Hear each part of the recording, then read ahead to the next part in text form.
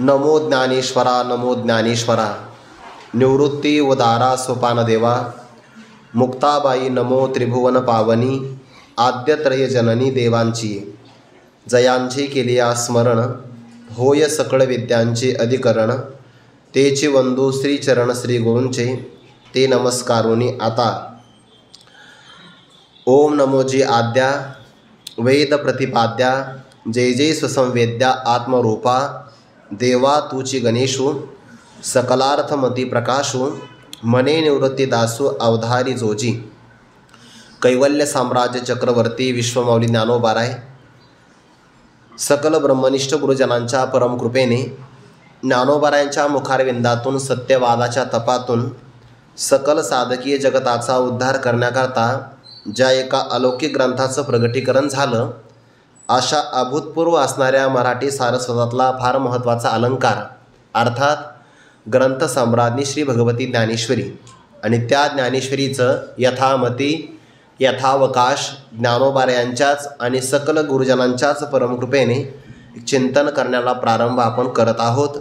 ही ज्ञानोबारायांची आणि सगळ्या संतांची आपल्यावर असणारी असीम अपूर्व अशा प्रकारची करुणा किंवा कृपाच आहे. कारण उपनिषदामध्ये असा विचार आलेला आहे की चांगलं ऐकायला सुद्धा बऱ्याच लोकांना प्राप्त होत नाही. हे परमात्म तत्व अत्यंत कठीण आहे. जसं की ज्ञानोबाराय म्हणतात ना 4थ्या अध्यायामध्ये, हो का जपतपे श्रुत यांची फळा आली. अनेक जन्मातलं जप आणि तप यांना जर फळ आलं तरच मनुष्याला चांगलं ऐकायला भेटतं. आपण व्यवहारामध्ये पाहतो काही माणसं दिवसभर ऐकत राहतात. महाराज आमच्या मोबाईलला खंडच नाही म्हणतात. दिवसभर आम्ही ऐकतो पण नेमकं कोणाचं ऐकतो काय ऐकतो यालाही महत्त्वाचं आहे की नाही. म्हणून ते ऐकावं कोणाचं या बाबतीमध्ये तुकोबारायांचं एक प्रमाण आहे बघा. हरिदासा मुखे हरिकथा कीर्तन तेथे पुण्यापुण्य विशेषता. हरिदासाच्या मुखातून हरिकथा ऐकावी कारण त्याचाच परिणाम चांगल्या प्रकारे होत असतो. जसा वक्ता असतो ना तसा श्रोत्याच्या अंतःकरणावर परिणाम होत असतो. श्रोत्याचा अधिकार कोणता का असेना पण वक्त्याचा अधिकार जर श्रेष्ठ असेल तर त्या अधिकाराचा प्रभाव श्रोत्याच्या अंतःकरणावर होत असतो. जसं की तुकोबारायांच्या चरित्राच्या बाबतीमध्ये श्री महिपती महाराजांनी असं म्हटलं आहे किंवा आपण ज्ञानेश्वरीच्या 6व्या अध्यायामध्ये पण विचार करतो की नाही. ज्ञानोबाराय म्हणतात एखादा व्यक्ती जर पवित्र देशामध्ये गेला साधना करण्यासाठी तर त्या पवित्र देशाचं लक्षण काय आहे. शुचो देशे प्रतिष्ठाप्य स्थिरमासनमात्मनः नात्युच्छ्रितम नाति नीचम चैलाजन कुशोत्तरम. त्या सगळ्या ओव्या बघून घ्याव्या आपण. फारच गोड आहे. स्वभावे वाटे जाता वर पडा होय अवचिता सकाम ही परी मागोता निघो विसरे. हे राज्य वर सांडीजे मग निवांता येथेचे असिजे ऐसे शृंगारियाही उपजे देखत खेवो. ज्याला राज्य प्राप्त आहे नाथ महाराजांनी भागवतामध्ये असं म्हटलेलं आहे, जे राज्य वैभव भोगिती तयांसी कदा नवे गावी रक्ती भरते केली नवल ख्याती भोगेला श्रीपती भोग त्यागे. असं म्हटलंय बघा. जे राज्याचा आणि वैभवाचा भोग घेतात त्यांच्या जीवनामध्ये कधीच वैराग्य येत नाही. पण पवित्र देशामध्ये गेल्यानंतर हे राज्य परिपूर्ण टाकावं निवांत याच ठिकाणी बसावं असं शृंगारी पुरुषाच्याही मनामध्ये सद्भावना निर्माण होत असेल तर समजून घ्यावा तो देश अत्यंत पवित्र आहे. आपण जर आळंदीला आलो तर आपलाही हाच अनुभव आहे की नाही. आळंदीला येण्यात काय नवल आहे. आळंदीच्या पंचक्रोशीमध्ये जरी व्यक्तीने पाऊल ठेवलं तर त्याच्या मनातल्या सगळ्या भावना बदलतात बघा. हे या क्षेत्राचं काय आहे वैभवच आहे. मी तुकोबारांचा काल एक अभंग वाचला ते याच्यावर आठवलं म्हणून. जे राज्य वैभव भोगिती त्यांची कदा नवे गा विरक्ती. राज्याचा वैभवाचा जे भोग घेतात ना त्यांना कधीच वैराग्य प्राप्त होऊ शकत नाही. वृत्ती भूमी द्रव्य उपार्जिती वृत्ती भूमी राज्य द्रव्य उपार्जिती जाना त्या निश्चिंती देव नाही. हे तुकोबारांचं काल मी प्रमाण वाचलं. ज्याच्या जीवनामध्ये वृत्ती म्हणजेच काय जीवननिर्वाहाचं साधन, भूमी म्हणजे जमीन, राज्य म्हणजे काय फार मोठी मर्यादा संपन्न असणारी जमीन. सामान्य जमीन असेल तर सामान्य भूमी झाली. राज्यामध्ये सत्ता आली आणि द्रव्य उपार्जन ज्यांच्याकडून केलं जातं जाना त्या निश्चिंती देव नाही. मला त्याचा विस्तार करायची इथं अपेक्षा नाही. पण जर वक्त्याचा अधिकार श्रेष्ठ असेल तर श्रोत्याचा अधिकार बदलतो. कारण राज्य वैभव भोगणारे छत्रपती शिवाजी महाराज जगद्गुरू तुकोबारायांचं कीर्तन ऐकायला सहज येतात. जुन्या काळातले राजे कीर्तन ऐकायला यायचे बरं.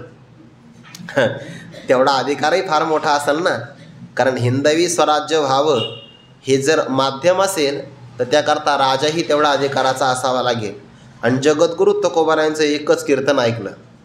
श्री महिपती महाराजांनी उल्लेख केला आहे की जगद्गुरू तुकोबारायांचं कीर्तन ऐकल्याबरोबर छत्रपती शिवाजी महाराजांच्या मनामध्ये ही भावना निर्माण झाली की आता राज्य वैभव आपल्याला भोगायचं नाही, या राज्याचा परित्याग करायचा आणि ज्या मार्गामध्ये तुकोबाराय प्रवेश करतात असा वैराग्य मार्ग आपण धारण करायचा.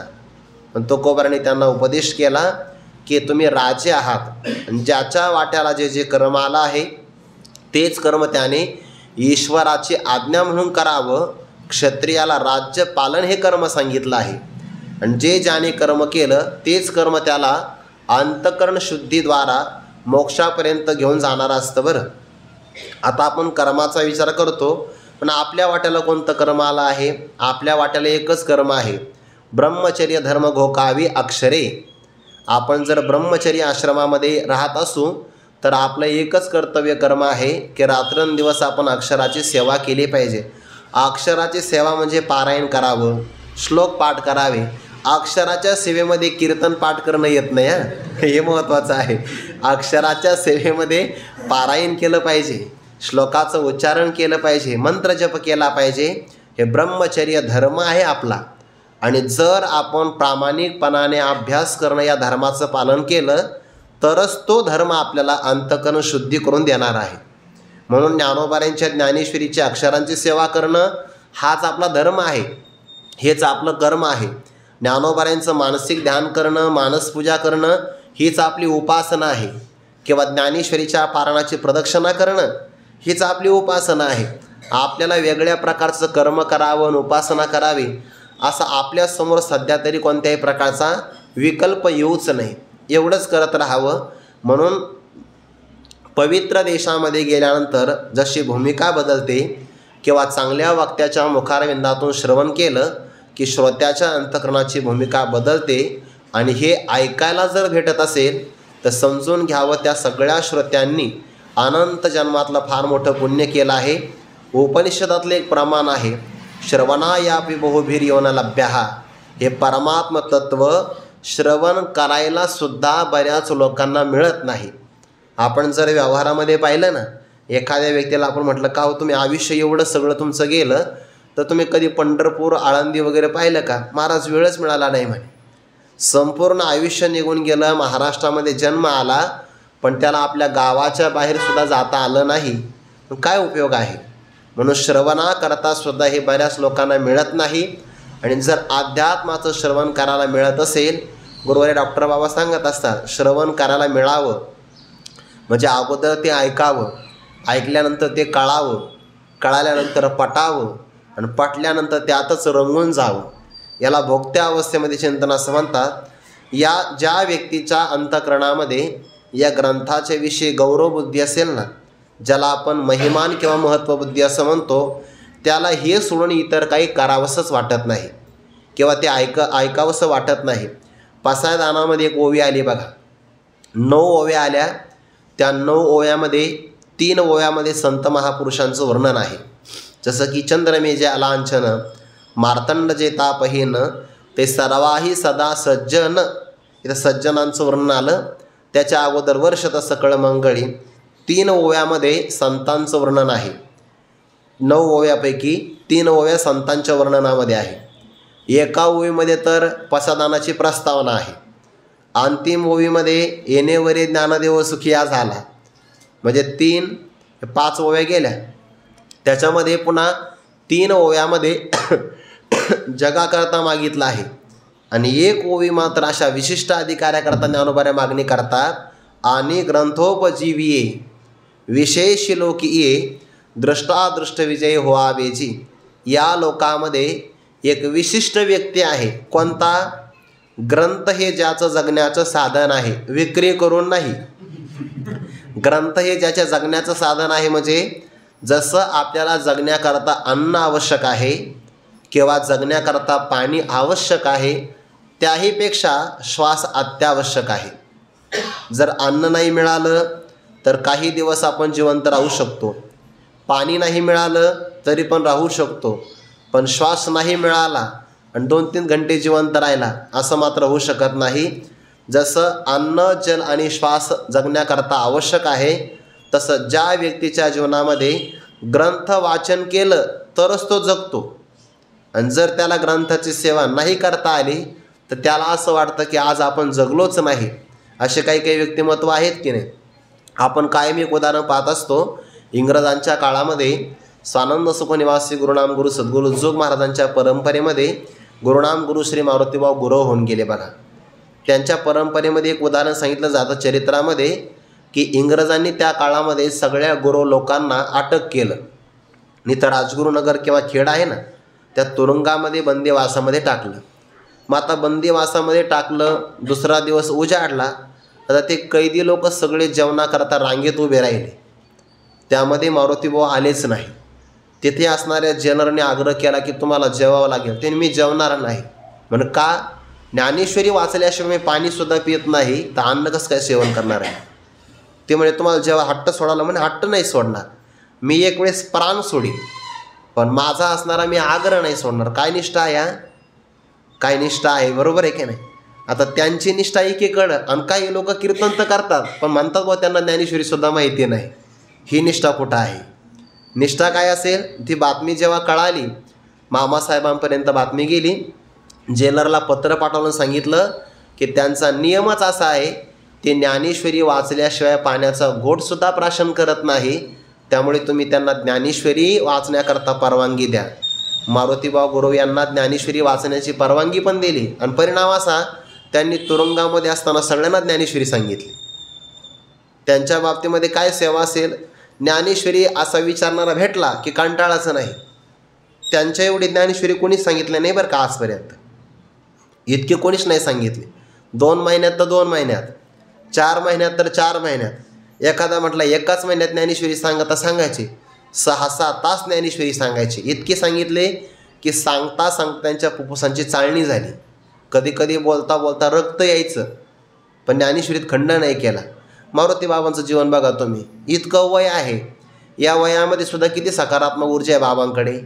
बाबांच्या आरोग्याला खरंच प्रणाम करावासं वाटतो. आपला जर प्रवास झाला की नाही 2-3 दिवस किंवा जागरण झालं तर आपली तब्येत बिघडते. आणि बाबांचं मात्र ते नावाप्रमाणेच वज्र द्यायचं आहे. पण याही काळामध्ये लगेच पाठाला सुरुवात, कंटाळाचं नाही. मी तर असा अनुभवलो की बाबांना सुट्ट्यासुद्धा सहन होत नाही बघा. सुट्टीमध्ये जर संस्थेतले विद्यार्थी गावी गेले तर इथं जे राहतात त्यांना पाठ. पण पाठ हे त्यांचं काय जीवन आहे, कथा हे त्यांचं अमृत आहे.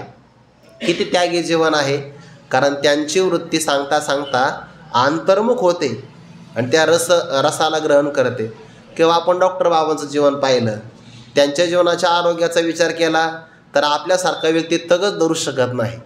पण ते मात्र पाठात खंड नाही बघा. कोणी या येऊ नका, पाठ चालू आहे, शांत सुखाय तुलसी रघुनाथ गाथा, हे स्वतः करता करत राहतात आणि फायदा मात्र आपला आहे. आपलंच मोठं भाग्य आहे की आपल्याला असे गुरुजन पाहायला भेटले, ऐकायला भेटले. मी वैकुंठवासी गुरुवरे घुले बाबांचं पाहिलं. पाठामध्ये बाबांना खोकला लागला एकदा, इतका खोकला लागला की एक अक्षर वाचलं की खोकला यायचा, पण बाबांनी पाठ नाही सोडला. काही विद्यार्थी म्हटले बाबा आपण सुट्टी घेऊ द्या. कोण सांगणार आहे तुम्हाला? पाठ नाही सोडला. मग एके वेळेस सांगता सांगता बाबा म्हणले आता शब्दच निघत नाही, आपण पाठ हे चिंतन आपण उदयिक घेऊ, असा बाबांचा एक शब्द असायचा. याला काय म्हणतात? ग्रंथोपजीवी. आणि ग्रंथाची सेवा करणं हे फार महत्त्वाचं आहे. एक जीवन ग्रंथ असावा बघा, कोणताही असावा. तो जीवन ग्रंथ आपल्याला आपल्या जीवनामध्ये जेव्हा काही प्रश्न पडतात आणि आपल्याला मार्ग काही सापडत नाही, तेव्हा प्रत्येक ग्रंथ आपल्याला आतून काहीतरी स्फुरण देतो. एखादी ओवी, एखादं प्रमाण आपल्याला आतून असं आठवतं की त्यामध्ये आपल्या जीवनाचं समाधान होऊन जातं. म्हणून ग्रंथसेवा फारच महत्त्वाची आहे आणि ती ग्रंथसेवा आपण ज्ञानोबरायांच्या कृपेनं करत आहोत. अल्पमतीप्रमाणे आपण अर्थ लावण्याचा थोडासा प्रयत्न करत आहोत. म्हणून श्रवण करायला भेटणं आणि ग्रंथाची सेवा करायला भेटणं हे सगळ्यात मोठं भाग्याचं लक्षण आहे. सगळेच भाग्य काही सगळ्यांना मिळत नाही. काही लोकांना पारमार्थिक भाग्य मिळतं, त्याने त्या भाग्याचं मापन करावं. काहींना व्यावहारिक भाग्य मिळतं, त्याने ते भाग्य मानावं. आपण तुलना मात्र करू नये. बऱ्याचदा आपल्याला पारमार्थिक भाग्य चांगलं असतं, पण व्यावहारिक भाग्य कमी असतं. मग काही माणसं दुसऱ्यांचं व्यावहारिक भाग्य पाहून आपल्या पारमार्थिक भाग्याकडे लक्षच देत नाही. त्याला हल्लीच्या काळामध्ये नर्वस होणं असं म्हणतात बघा. तो नाराज होऊन जातो. आता आपल्याला जर आळंदीला काही लोकांना 1 तास जरी राहायला भेटलं ना आळंदीमध्ये, तर ते म्हणतात आमचं भाग्य बा. काही का होईना 1 दिवस राहायला भेटलं, आम्हाला 1 तास राहायला भेटलं. आपण वर्षानुवर्ष राहतो आहे. ही ज्ञानोबांचीच कृपा आहे की नाही आपल्यावर. संपूर्ण असणारा कराल विकळा कळी काळ आहे, आणि या कळी काळातून ज्ञानोबांनी त्यांच्या पदराखाली जर आपल्याला घेतलं असेल तर आपलं किती मोठं भाग्य आहे. त्यामुळे हेच आपलं भाग्य, याचा आपल्याला गौरव असावा आणि सेवेमध्ये जीवन यापन व्हावं. काल आपण प्रार्थना करत होतो, उपजला भावो तुमचे कृपे सिद्धे जावो. चिंतन करण्याचा हा भाव निर्माण झाला आहे. तुमच्याच कृपेने तो सिद्धीला जावा. म्हणून आपण काल थोडीशी प्रस्तावना पाहिली. ज्ञानोबा या ग्रंथाला प्रारंभ करत असताना मंगलाचरण करतात. मंगलाचरण करणं म्हणजे काय आणि मंगलाचरण कोण करतं, ते किती प्रकारचं आहे, एक थोडासा विस्तार करावा लागेल. मंगल कशाला म्हणतात, त्या मंगलाचा विचार करत असताना अभिष्ट अर्थसिद्धीही मंगलम. आपल्या मनामध्ये जो अभिष्ट म्हणजे इष्ट विषय आहे, त्या विषयाची पूर्णता होणं याला मंगल असं म्हणतात. मग अभिष्ट असणारा विषय कोणता घ्यायचा, तो पारमार्थिक अंगाने घ्यायचा. बरं, सकल दुःखाची निवृत्ती, आत्यंतिक निवृत्ती आणि परमानंदाची प्राप्ती याला अभिष्ट अर्थसिद्धी असं म्हणतात. आणि तो जर प्राप्त होत असेल तर त्याच्याकरता आपण जे करतो त्याला मंगलाचरण असं म्हणतात. हा झाला पहिला अर्थ. दुसरा अर्थ असा होतो, विघ्न नाश व्हावा याकरता जो अनुकूल व्यापार केला जातो त्याला मंगल असं म्हणतात. किंवा तिसरा अर्थ, आपण एखादं काम समाप्तीपर्यंत पूर्ण करणार आहोत आणि समाप्तीच्या प्रतिबंधक भूत असणारे जे विघ्न असतात, विशेष प्रकारे त्याचा विघात करणं याला मंगलाचरण असं म्हणतात. म्हणजे मंगलाचरणाचे 3 प्रकारचे अर्थ होतात. अंतःकरणामध्ये अभिष्ट असणारा विषय सिद्ध होणं याला म्हणतात मंगलाचरण. विघ्न विनाश होण्याकरता जो अनुकूल व्यापार किंवा कर्म केलं जातं त्याला म्हणतात मंगलाचरण. आणि एखादं कार्य समाप्तीपर्यंत जावं, समाप्तीमध्ये प्रतिबंधकीभूत असणारे सगळे विघ्न विशेष प्रकारे त्या दुरितांचा घात व्हावा याकरता जो व्यापार केला जातो त्यालाच मंगलाचरण असं म्हणतात. हे मंगलाचरण 3 प्रकारचं आहे. पहिलं मंगलाचरण आहे वस्तुनिर्देशरूप मंगल, दुसरं मंगल आहे नमस्कार मंगल आणि तिसरं मंगल आहे आशीर्वाद मंगल. हे मंगलाचे 3 प्रकार आहे.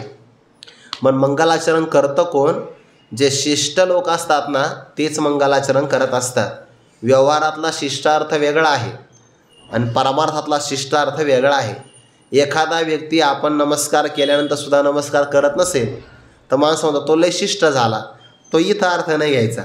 इथे शिष्टार्थ करत असताना ज्याला वेद प्रामाण्य मान्य आहे, वेद प्रामाण्य जो मानतो, वेद प्रामाण्य अभ्युपगंतृत्व, त्याला शिष्टत्वम असं लक्षण त्याचं सांगितलं आहे. म्हणजे वेदविहित असणारे व्यापार तो करतो. वेदोक्त असणारा जो अबाधित विषय आहे, प्रामाणिक अर्थ आहे आणि त्या अर्थानुसार जो वागतो ना त्यालाच शिष्ट असं म्हणतात. आपल्या जीवनामध्ये प्रमाण असावं, आपल्या आचरणाला एक आधार असावा. आणि आपल्या भारतीय तत्त्वज्ञानामध्ये सगळ्यात मोठा जर आधार कोणता असेल तर तो वेदाचा आहे. बघा किती वेदाचा अर्थ असेल. बहुतेक कुमारील भट्टांची कथा सांगितली जाते की त्या काळामध्ये वेदाचं खंडन करणारं बौद्ध मताचा फार मोठा प्रचार आणि प्रसार झाला. मग आता ज्या मताचं आपल्याला खंडन करायचं आहे त्या मताचं आपण थोडंफार शिक्षण घेतलं पाहिजे. म्हणून त्यांनी त्या आश्रमामध्ये जाऊन त्या असणाऱ्या बौद्ध मताचा काही अभ्यास केला आणि नंतर वादविवादामध्ये त्यांचं खंडनही करून टाकलं. पण ते म्हणाले, अहो वेद प्रमाण याला काय तुम्ही सिद्ध कसं काय करून देऊ शकता. ते म्हणे वेद प्रमाण आहे. एका उंच डोंगरावर गेले, कड्यावर उभे राहिले आणि वेद आपल्या हातामध्ये घेतले आणि तिथून प्रार्थना केली, यदि वेदाः प्रमाणम स्युः, जर वेद प्रमाण असतील म्हणजे वेद खरेच असतील, वेदातला एकही शब्द निरर्थक नसेल असं म्हणून उडी मारली, भाव असा या उंच कड्यावरून जरी मी उडी मारली तर मला काहीच इजा होणार नाही, कारण का वेद प्रमाण आहे. यस्य निश्वसतेम वेदाः, ज्या परमात्म्याच्या उच्च वासातून वेद निर्माण झाले ते सत्यच आहे असं म्हणून उडी मारली डोंगराच्या कड्यावरून, काहीच झालं नाही, फक्त डोळ्याच्या जवळ एक जखम झाली. पण मोठी माणसं मोठीच असतात, ते म्हणले एवढी तरी मला जखम का झाली. जर वेद प्रमाणच आहे ना तर पूर्ण रूपाने माझं रक्षण झालं पाहिजे होतं. आणि मग त्यांनी वाक्याचा विचार केला. मी वाक्य काय वापरलं, यदि वेदाः प्रमाणम स्युः. यदि म्हणजे जर, जर तरची भाषा कशाला वापरली मी, वेदाः प्रमाणम स्युः असं म्हणूनच उडी मारायला पाहिजे होती. मी तिथं एक विकल्प घेतला, जर वेद प्रमाण असतील तर. ही जर तरची भाषा संदेहास्पद आहे आणि म्हणून त्यांनी विचार केला की एवढा सुद्धा संशय माझ्या मनात येता कामा नये. अग्नीला आपला देह अर्पण केला एवढ्यासाठी सुद्धा भाव असा आहे की वेद इतके प्रमाण आहे. म्हणून तर ज्ञानोबा म्हणतात, ज्याला आपल्या जीवनाचं कल्याण करायचं असेल त्याने वेदाला प्रमाणच मानावं. ते 16व्या अध्यायामध्ये या कारणे पै बापा जया आथी आपुली कृपा तेने वेदाची आणि रूपा आनन कीजे. वेद प्रामाण्य मानणारा तो व्यक्ती शिष्ट असतो आणि शिष्ट संप्रदायामध्ये मंगलाचरण करावं लागतं, केलं जातं. म्हणून तर 16व्या अध्यायामध्ये तस्मात् शास्त्रम प्रमाणम ते आला की नाही प्रमाणम शब्द. तस्मात् शास्त्र प्रमाणम ते कार्य व्यवस्थितो ज्ञात्वा शास्त्रविधानोक्तम कर्म कर्तुम ह्यार्हसि. हे अर्जुना, कार्य काय आहे अकार्य काय आहे या बाबतीमध्ये शास्त्रच प्रमाण आहे, आपलं मन त्याला प्रमाण नाही. शास्त्र म्हणेल जे सांडावे ते राज्य ही तृण मानावे, जे घेववी ते न म्हणावे विषही विरू. शास्त्राने सांगितलं राज्य परित्याग करावा तर राज्य परित्याग करावा. शास्त्राने कुठं सांगितलं बरं राज्य परित्याग करावा, महाभारतामध्ये सांगितलेलं आहे. जर एका व्यक्तीच्या त्यागाने एका कुटुंबाचं रक्षण होत असेल तर एका व्यक्तीचा परित्याग करा. पुढे एका कुटुंबाच्या त्यागाने एका गावाचं रक्षण होत असेल तर एका कुटुंबावर पाणी सोडा. आणि एक गाव सोडल्यानंतर जर सगळ्या राज्याचं रक्षण होत असेल तर ते गावही सोडून द्या. पण आपलं जर आत्मकल्याण होत असेल आणि पृथ्वी त्याग करण्याचा प्रसंग आला असेल तर सगळ्या पृथ्वीचा परित्याग करावा. त्यजेत एकम कुलस्यार्थे ग्रामस्यार्थे कुलम त्यजेत, ग्रामम जनपदस्यार्थे आत्मार्थे पृथ्वीम त्यजेत. म्हणून एका कुटुंबासाठी एका व्यक्तीचा त्याग, एका गावासाठी एका घराचा परित्याग, एका राज्याच्या रक्षणासाठी एका असणाऱ्या गावाचाच त्याग, आणि पुढे आपलं जर आत्मकल्याण होत असेल तर सगळ्या पृथ्वीचा परित्याग करावा. शास्त्र म्हणेल जे सांडावे ते राज्यही तृण मानावे. आणि आपल्या इतिहासामध्ये अशा अनेक राजे होऊन गेले बघा की ज्यांनी आपल्या कल्याणासाठी संपूर्ण राज्याचा परित्याग केला आहे. संपूर्ण राज्याचा. सगळ्यात मोठं उदाहरण आहे भरत राजाचं, की ज्यांच्यामुळे आजही आपल्या भारत देशाला भारत हे नामाभिधान प्राप्त झालं. त्यांनी सगळ्या प्रकारच्या राज्याचा परित्याग केला. 18 भार वनस्पती, हे सगळं त्यांचं वर्णन आहे बरं. ज्ञानोबा त्यांच्या राज्याचं वर्णन करता की ज्यांच्या जीवनामध्ये सगळ्या नद्या अनुकूल आहे, बारमाही सगळ्या प्रकारचा निसर्ग अनुकूल आहे, सगळ्या स्त्रिया पुत्र मंत्री सगळे अनुकूल आहे. पण असं असताना सुद्धा आत्मकल्याण करण्यासाठी त्यांनी याचा परित्याग केला. याचा अर्थ काय झाला, ग्रहण काय करावं आणि त्याग कशाचा करावा याकरता प्रमाण कोण असेल तर शास्त्र आहे.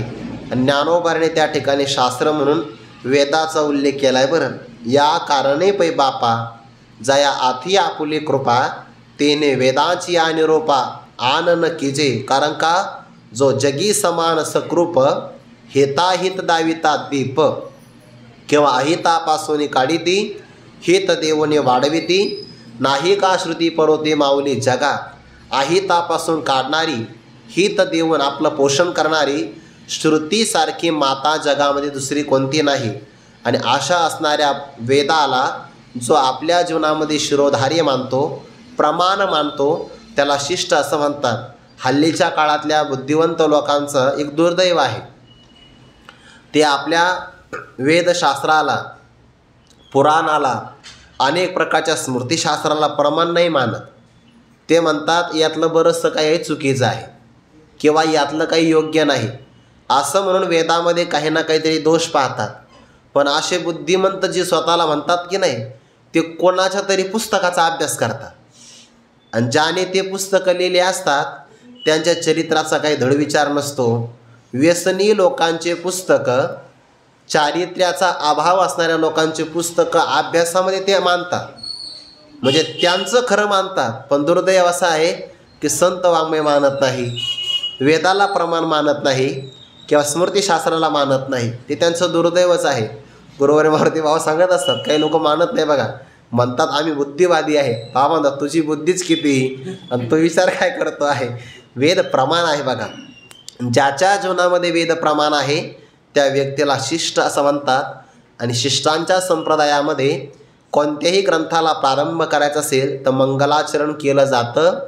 आपण कोणतंही कार्य हातामध्ये घेतलं की त्याला विघ्न येत असतात. स्वामी विवेकानंद एका प्रवचनामध्ये म्हणतात त्यांच्या पुस्तकामध्ये, मनुष्य किंवा साधक जर चांगल्या मार्गाला निघाला ना तर त्याला फार विघ्न येतात बघा. चांगल्या मार्गाला निघाला की त्याचं लक्षणच आहे की त्याला अडचणी फार येतात. तुम्ही बघा ना, एखादा व्यवहारामध्ये एखादा व्यक्ती जर प्रवासाला निघाला त्याला अडचण येत नाही बघा. प्रवासाला निघाला तर अडचण नाही येत, पण समजा त्याला वारी करायची आहे लगेच अडचणी उभ्या राहतात. कारण का, चांगल्या मार्गाला निघाला की मग विघ्न समोरच येतात त्याच्या. आणि असे विघ्न नष्ट व्हावे याकरता जो व्यापार केला जातो याला मंगलाचरण असं म्हणतात. त्या मंगलाचरणाची आपण व्याख्या पाहिली. आता मंगलाचरणाचे प्रकार 3 आहे. पहिला प्रकार आहे वस्तू नाम परमात्मा, आणि त्या परमात्म्याचा निर्देश करणं, उल्लेख करणं किंवा वर्णन करणं. म्हणजे का बरं? कारण परमात्म्याचं वर्णन जरी केलं तरी जीवनातले विघ्न नष्ट होतात, म्हणून परमात्म्याचं वर्णन करावं. आरंभी आवडी आदरे आले नाम, तेने सकळ सिद्धी जगी झाले पूर्ण काम. म्हणून तर आपल्या वारकरी संप्रदायामध्ये कोणतंही कार्य असू द्या मंगलाचरणच आहे बघा. आपण कीर्तनामध्ये सुरुवातीला जरी विणा घेतला तरी पण रामकृष्ण हरी म्हणतो की नाही आपण, हे वस्तू निर्देशरूप मंगलच आहे. किंवा ज्ञानोबारायांच्या मंदिरामध्ये महाराज ज्ञानेश्वर माऊली असं म्हणतो की नाही आपण, ते सुद्धा मंगलाचरणच आहे. किंवा संतांचं आणि देवाचं नाव घेणं हे सुद्धा मंगलाचरणामध्येच आहे. म्हणून तर आपण जेव्हा घराच्या बाहेर पाऊल टाकतो की नाही तेव्हासुद्धा काही कार्य करत असताना देवाचं नाव घ्यावं.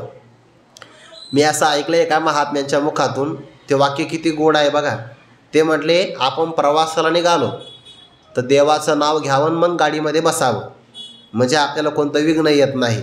त्यांनी पुढचं वाक्य सांगितलं, देवाचं नाव घेतल्यानंतर विघ्न येईल का नाही येईल हे मला माहिती नाही, पण जर आपण देवांच्या भक्तांचं किंवा संत महापुरुषांचं नाव घेतलं तर नक्कीच विघ्न येणार नाही. का? कारण मग ती काळजी देवाला करावी लागते. एखाद्या वेळेस आपलं देव मागं ठेवतो, पण भक्ताच्या बाबतीमध्ये उणीव येऊ देत नाही ना. भीष्मपण केला खरा धनुर्धरा रक्षिले, आपली प्रतिज्ञा माग, पहिल्यांदा भीष्मांची प्रतिज्ञा पूर्ण करायची. म्हणून सगुण परमात्म्याचं वर्णन करा किंवा निर्गुण परमात्म्याचा उल्लेख करा. तसा उल्लेख करणं त्याला वस्तू निर्देशरूप मंगल असं म्हणतात. या पहिल्याच ओळीमध्ये स्वसंवेद्या आणि आत्मरूपा हे जे वर्णन आहे ना, हे निर्गुण परब्रह्माचं वर्णन आहे. आणि आद्या नंतर वेद प्रतिपाद्या हे सगुण परब्रह्माचं वर्णन आहे. कारण आद्या पदामध्ये ईश्वराचं वर्णन आहे. वेद प्रतिपाद्य म्हणत असताना सुद्धा सगुणही घेता येईल, निर्गुणही घेता येईल. स्वसंवेद्या आणि आत्मरूपा निर्गुण परब्रह्माचा निर्देश केलेला आहे. हे झालं ते मंगलाचरण. दुसरं मंगलाचरण आहे नमस्क्रियारूप मंगलाचरण, ज्याच्यामध्ये स्वतःकडे कनिष्ठ भूमिका धारण करावी लागते. नमस्कारामध्ये नम्र व्हावं लागतं.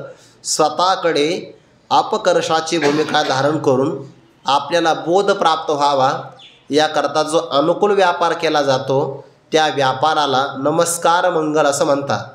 त्याच्यामध्ये नमस्कार करणं इथं येतं आहे की ते नमिले आदी बीज असं म्हटलं आहे ना पुढे, नमिले म्हणजे नमस्कार केला आहे. आणि तिसरं मंगलाचरण आहे आशीर्वाद मंगल. याच्यामध्ये परमेश्वरात स्वशिष्यस्य वा वांछितार्थ प्रार्थनम, त्याला आशीर्वाद मंगल असं म्हणतात. परमेश्वरापासून स्वतःचं किंवा स्वतःच्या शिष्याचं आपल्याला अभिप्रेत असणारं कल्याण व्हावं याकरता जी प्रार्थना केली जाते याला मंगलाचरण असं म्हणतात. पहिल्या मंगलाचरणामध्ये सगुण किंवा निर्गुण परब्रह्माचा उल्लेख आहे. दुसऱ्या मंगलाचरणामध्ये नमस्कार केला जातो, ज्ञानाची अपेक्षा असते. आणि तिसऱ्या मंगलाचरणामध्ये आपलं रक्षण व्हावं, कल्याण व्हावं अशी आशीर्वादाची अपेक्षा केली जाते. त्याला आशीर्वाद रूप मंगल असं म्हणतात. सामान्यपणे मंगलाचरणाचे हे 3 प्रकार आहे किंवा हे त्याचं 3 प्रकारचं लक्षण आहे. हे मंगलाचरण का करावं? या ब्रह्मविद्येचा शिष्याच्या अंतःकरणामध्ये चांगल्या प्रकारे विस्तार व्हावा किंवा हे ज्ञान स्थिर राहावं याकरताही मंगलाचरण केलं जातं. बरं, आपल्यामध्ये वैदिक असणारे 10 मंत्र म्हटले जातात, ज्याला आपण शांतीपाठ असं म्हणतो. ओम सहनावतु सहनो भुनक्तु सहवीर्यं करवावहे तेजस्विनावधीतमस्तु मा विद्विषावहे. ओम शांती शांती शांती. या 3 पदाचा उल्लेख का केला? आपल्या जीवनामध्ये आध्यात्मिक, आदी भौतिक आणि आदी दैविक जे ताप येतात त्या तापामुळे आपल्याला ब्रह्मविद्या ग्रहण करता येण्यासाठी अडचणी पडू शकतात. तर त्यांची शांती व्हावी याकरता आपल्याकडे ते वैदिक असणारे शांतीपाठ मंत्राचा उच्चार केला जातो. किंवा ओम पूर्णमदः पूर्णमिदं पूर्णात् पूर्णमुदच्यते पूर्णस्य पूर्णमादाय पूर्णमेवावशिष्यते असं म्हणून सुद्धा 3 प्रकारे शांतीचा उल्लेख केला आहे. किंवा भद्रं नो अपि वातय मनः, ते वैदिक असणाऱ्या मंत्रामध्ये हा उल्लेख आला आहे. म्हणजे एवढं मोठं जरी आपण वाङ्मय असेल तर विघ्न येऊच नये याकरता ते मंगलाचरण करावं लागतं आणि केलंही पाहिजे. प्रारंभच झाला आपल्या आजच्या दिवसाचा कोणत्याही तरी आपण मंगलाचरण करावं, म्हणजे साधनेमध्ये काही अडचण येत नाही. आणि परमार्थामध्ये जेव्हा साधक निघतो ना तेव्हा त्याला विघ्न कोण करत असेल तर सगळ्यात मोठे विघ्न त्याला देव करतात. सगळ्यात मोठे विघ्न का बरं? कारण देवाला असं वाटतं जर याची तपश्चर्या पूर्ण झाली, हा जर ब्रह्मज्ञानाने संपन्न झाला तर याच्या अधीन आम्हाला व्हावं लागेल, ताब्यात जावं लागेल. आणि म्हणून जोपर्यंत याचं तप सिद्धीला जात नाही तोपर्यंतच आपण याला विघ्न तयार करावे. 12व्या अध्यायामध्ये आलं आहे बघा. साधक निघाला ना, त्या ओवी फार गोड आहे बघा. कुठे? हा, ते त्याच्या अगोदर एक ओवी बघा. पसरली आसक्ती भक्ती वेणे जेही सकळ भूतांची हिती निरालंबी अव्यक्ती पसरली आसक्ती भक्ती विने. शब्द किती गोड आहे हा. सगळ्या भूतांचं हित ज्यामध्ये सामावलेलं आहे असा आहे परमात्मा. सप्तमी अधिकरण आहे बरं ते त्या ओळीमध्ये. जी सकळ भूतांची या हिती निरालंबी अव्यक्ती पसरली आसक्ती भक्ती विने. प्रेमाचा अंगीकार न करता योग मार्गाचा अंगीकार करून त्या परमात्म्यावर ज्यांची आसक्ती पसरली आहे. आणि मग पुढे ओवी येतात. तया महेंद्रादी पदे करिताती वाटवदे रिद्धी सिद्धीची द्वंद्वे पडोणे ठाती कामक्रोधांची विलग उठावती अनेक आणि शून्यशे अंग झुंज व्हावे. की हे संकट आहे. झुंज व्हावे म्हणजे विघ्न येतात. म्हणून साधक जेव्हा परमार्थामध्ये निघतो त्याला फार विघ्न येतात बघा. आणि काही काही विघ्नामध्येच परीक्षा पास होत नाही. एखादी प्रतिकूलता आली की त्याला असं वाटतं याच्यात काही मजा नाही, हे सोडून दिलेलं बरं. कधी कधी प्रलोभनं समोर येतात किंवा कधी काही चित्तामध्ये आकर्षण करणारे भाव निर्माण होतात आणि ते विघ्न आले की त्याला मग मंगलाचरण न घडल्यामुळे अडचणी येतात. पहिलं विघ्न कोणतं येतं? सामान्य पदं नाही आहेत. हे खूप सामान्य पद आहे. तालुका अध्यक्ष आणि जिल्हा अध्यक्ष खूप सामान्य पद आहे, याला काही महत्त्व नाही. तया महेंद्रादी पदे, त्याला इंद्राधिक जे पद आहे ना, आदिपदाने सांगितलं बरं. महेंद्राचं पद अगोदर आहे असे बाकीचे पद, मग ते आपल्याला इथपर्यंत घ्यावं लागेल. जसं जसं अधिकार कमी असेल ना तशी तशी पदं कमी कमी येतात. तया महेंद्रादी पदे करिताती वाटवधे, जे वाटमारी करणारे असतात पद. पद आलं तर कार्य चांगलं जातं, बरं आहे. पण पदामध्ये जर अहंकार आला तर पदामध्ये मग मद येत असतो. कारण प हा प वर्ग आहे आणि त्याचा शेवट म मध्ये आहे. प मध्ये आणि म मध्ये फार फरक नाही, फक्त मच्या पोटामध्ये बिंदू जास्त आहे. नंतर प लिहून बघा आणि पच्या पोटामध्ये फक्त बिंदू द्यायचा, तो बिंदू अहंकाराचा आहे. पदाच्या पाठीमागे अहंकार आला की पद अधिक अहंकार बरोबर मद होत असतो आणि मदामध्ये गर्व येतो. तया महेंद्रादिपदे करिता ते वाटवदे. कोणाला मिळालं बरं हे विघ्न? नहुष राजाला पद मिळालं. पद पूर्वी तो नहुष राजा फार चांगला होता, पण त्या इंद्राकडून ब्रह्महत्या घडली, ते पद रिकामं झालं. आणि मग कोणाला द्यायचं? नेमकं पद कोणाला द्यायचं यामध्ये 8 दिवस निघून गेले, तिथलं सांगतो मी. कोणाला द्यायचं हे पद? मग नहुष राजाला पद द्या म्हणे. नहुष स्वर्गाधिपती झाला परी रहाटी भांबावाला, तो भुजंगत्व पावला आणि नसे काही. म्हणजे पद मिळणं सोपं आहे, पण अंततो गत्वा निर्वहन होणं हे फार कठीण आहे. मग त्या नहुष राजाला विघ्न झालं की नाही पदाचं. तिथे गेल्यानंतर रहाटी भांबावाला म्हणून तो कुणाच्या आसनावर एकदम धाडकन जाऊन बसू नये, विचार बदलू शकतात बघा. नहुष स्वर्गाधिपती झाला परे रहाटी भांबावाला, महेंद्रादिपदे करिता ती वाटवदे. कधी कधी रिद्धी येतात म्हणजे ऐश्वर येतं, आणि कधी कधी सिद्धी येतात बघा. अष्टमहासिद्धी येतात ना. एखादा साधक साधना करतो आणि मग काही लोक प्रार्थना करतात, बाबा आमचं आहे ना लयच फारच अडचणी येतात. ते म्हणतात काही नाही, चांगलं होऊन जाईल. आता तो आशीर्वाद देऊन जातो आणि खरंच चांगलं होतं. आणि मग त्या लोकांची श्रद्धा बसते यांच्यावर की खरंच यांच्यामध्ये ना साधनेमध्ये खूपच प्रभाव आहे. आणि एखाद्याने समजा आशीर्वाद दिला, ते म्हणतात बाबा दम नाही असं म्हणतात लोक. अवघड या गोष्टी. मग त्याच्या साधनेमुळे समोरच्याचं कल्याण होतं, पण नाही, यातून त्याला रिद्धी आणि कधी कधी सिद्धी मिळते. सिद्धी आणि रिद्धी जर हे सुद्धा अडचणी असेल बघा बरं, रिद्धी जर अडचण असेल, सिद्धी अडचण असेल, तर प्रसिद्धी का अडचण नसेल? मागं धावू नये प्रसिद्धीच्या. ज्या ज्या पदार्थाच्या मागे आपण धावतो ते पदार्थ पुढे पळतात. म्हणून मनुष्याने शांत बसावं, सगळे पदार्थ आपल्याकडे येतात. रिद्धी सिद्धीचे द्वंद्वे पडवणे ठाती, हे झाले प्रतिबंध. आताही झाले बाहेरचे, काही आतली प्रतिबंध असतात. काम क्रोधांचे विलग उठावती अनेक, आणि शून्यशी अंग झुंजवावे की, हे सगळे विघ्नच आहे बरं. आता काही आपले आतले विघ्न आहे, काम क्रोधाधिक विकार. काही काही आपले प्रमादाचे विघ्न असतात. खरं आपण आहे ना साधना करत असताना बघा, श्रवण करताना कधी कधी, इथं नाही, आता ही सकाळची वेळ असल्यामुळे नाही अडचण एवढी, पण कधी कधी काही व्यक्तीचं लक्ष लागत नाही किंवा काहींना आळस येतो, काहींना हे कळत नाही. खरं याकरता आपण आपल्या आहारावर आणि आपल्या जीवनशैलीवर पण लक्ष दिलं पाहिजे.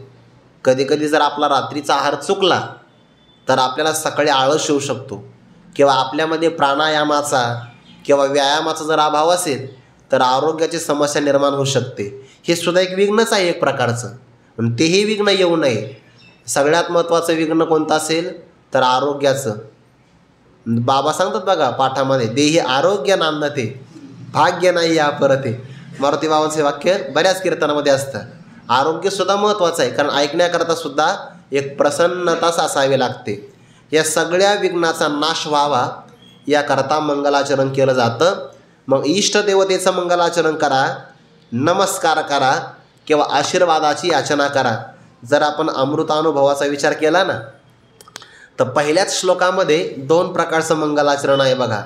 यदक्षरमनाखेय मानंदमजम केवलम श्रीमन्निवृत्तीनाथेती ख्यातम दैवतमाश्रये, म्हटलंय की नाही. यदक्षरम जे अक्षर आहे, अव्यय स्वरूपाचं आहे, अविनाशी आहे, केवल आहे, हे झालं निर्गुण परब्रह्माचं वर्णन मंगलाचरण. नाव सांगा बरं. श्रीमन्निवृत्तीनाथेती यामध्ये आहे सगुण परब्रह्माचं वर्णन. तुम्ही तर म्हणाल की इथं तर निवृत्तीनाथांचं नाव घेतलं आहे, बरोबर आहे. गुरु साक्षात परब्रह्म, तस्मै श्री गुरवे नमः, हे मंगलाचरण आहे. किंवा जर आपण भागवताचा पहिला श्लोक घेतला ना, सच्चिदानंद रूपाय विश्वोत्पत्त्यादि हेतवे तापत्रय विनाशाय श्रीकृष्णाय वयम नमः.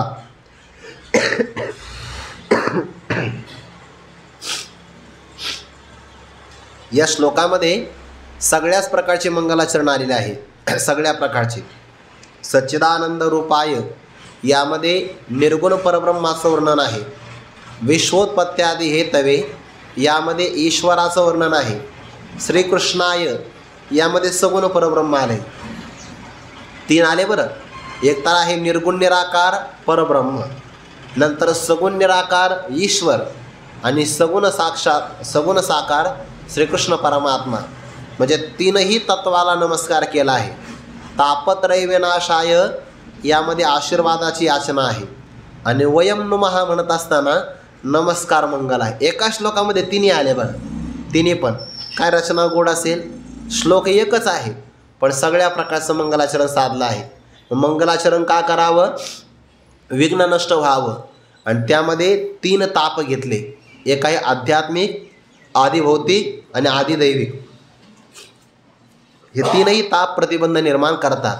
मग आता देवाचं देवाचं स्मरण केलं तर हे ताप कसे जातात त्या श्लोकाचा सगळा विस्तार आपल्याला आता नाही करायचा. जेव्हा ते निर्गुण परब्रह्माचं वर्णन येईल क्रमशः तेव्हा आपल्याला तो विचार करावा लागेल, आपण तेव्हा करू. पण भगवंताचं नामस्मरण केलं तर आध्यात्मिक ताप जातो, आदी भौतिक संकट जातात आणि आदी दैविकही संकट जातात. कसे जातात, भगवान परमात्मा गोकुळामधून मथुरेला यायला सुरुवात करतात. ते मथुरेला आले तर कंसाने एक धनुष्य ठेवलेला होता आणि तो धनुष्य भंग करण्याकरता परमात्मा निघाले. धनुष्याचा भंगही केला आणि कंसाच्या दरबारामध्ये जायचं. एका अरुंद रस्त्यामध्ये एक असणारी स्त्री सर्वांची नजर चुकून चालली होती.